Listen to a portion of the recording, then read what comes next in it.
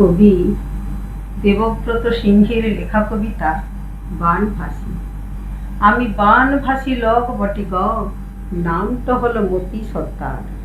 বাপ কাকার আমল থাইকা চৌকিদারি করি। 50 সালের আকালের পর থাইকা গেল বছর তো খরার চটে দকড় কচা হইয়াছিল। ই বছর আবার বানভাসি। কাগজওয়ালাদের বললাম, বাবু লিখে দিবেন আমার কথাটা, কিন্তু গাঁয়ের লোক কাগজবাবুকে ভাঁড়াই দিলেন, না হলে লেখা কেনে? কাগজওয়ালা ফটক তুলা কল তকতাক করিয়াছিল। লোকে বললে, ওর কথা নিয়ে আপনার কুচ্ছু হবে নাই, ও বুড়া পাগল বটে। পাগলে কি না বলে? ই বাসা, আমি পাগল হলাম কিসে? কই আমি তো পাগল লই, ভালো কইরা ভালো দেখুন। কিন্তু গোয়ারা বললে, বুড়া গয়ের মেনের লিরিফের লট ছিঁড়ে নদীর জলে ভাসাই দিয়াছে। জোর হাত করে বলি, আজ্ঞা ওদের কথা ধরবেন নাই। হ্যাঁ দেখুন, আমি মতি সর্দার ঠিকই আছি। আমার বউ বিটি দামোদরের পানির জলে ভাসা গেলেও বুড়ি মাঠ ও বিটি ঘর যায় তরাই ছিল, কিন্তু শেষ তক সেও গেছে।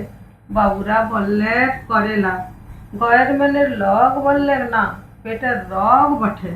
এই করিয়া হ্যাঁচড়া হ্যাঁচড়ি টানা টানি করতেই বুড়ি হাসপাতালে মাঝপথে পইরা গেল।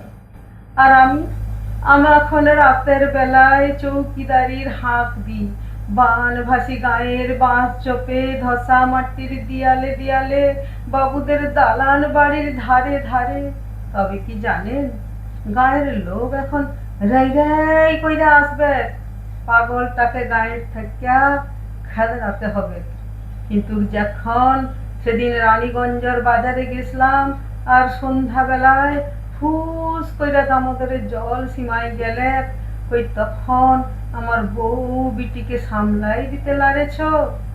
না হলে আমরা বাগতেই বটি, তবু আখর বাগতেই তো ওই ছোট গাঁটাকে রাখিয়া ছিল। আজ এই কথাটা আমাকে কাগজওয়ালার কাছে বলতে না দিয়ে পাগল সাজাইছ। কিন্তু আমি পাগল লই, আমি মতি সর্দার।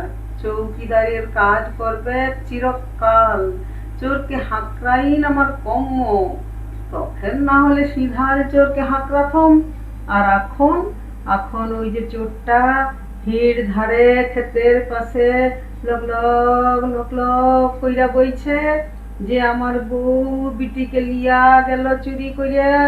এখন আমি সেই চোরকে লিয়ে রোজ দিন রাতের বেলায় সবাইকে হাঁকড়াই সামলাই দিব। বলুন, ইয়াতে আমি পাগল হলাম কিসে? তোমরা আমার বউ বিটিকে সামলাতে লারেছ বলে আমি মতি সর্দার কেনে পারবো নাই?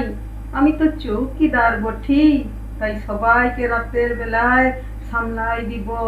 হে দামোদর সীমাইছে, পলাই যাও পলাই যাও পলাই যাও।